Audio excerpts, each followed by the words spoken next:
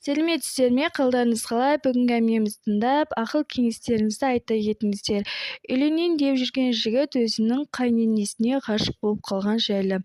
Бәрі Мадинаның анасымен таныстырған уақыттан басталды. Мадина екеуміз бір жыл қыз бен жігіт болып жүріп, содан ата-анамызбен таныстырамыз деп шештік. Алғашында қорқыныш болды, себебі Мадинаның жағдайы маған қарағанда әлдеқайда ауқымды еді.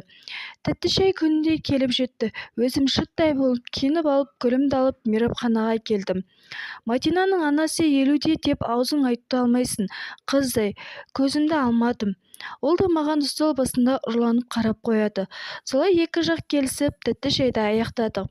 Ертесіне Мадинамен кездесіп, үйіне дейін шығарып салдым. Кешке анамнан, құдағиыңыздың номері бар ма сізде дедім. Соны қайтесің деді. Жай дедім, номерін алып алып, енді қалай хабарласам деген ой кетті.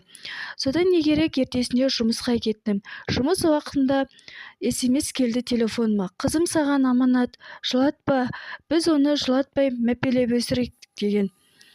Уайымдамаңыз деп жауап бердім. Әңгімеміз содан басталды. Күнде WhatsApp арқылы жазысып тұрамыз. Түскі асқа шақырды. Бардым. Екеуміз ғана бірдеңе айтқысы келген шығар дедім.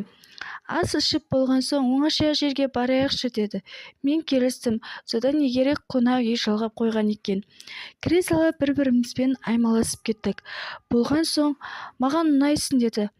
Қатты ұялдым. Бірақ қызың үшін көнем дедім.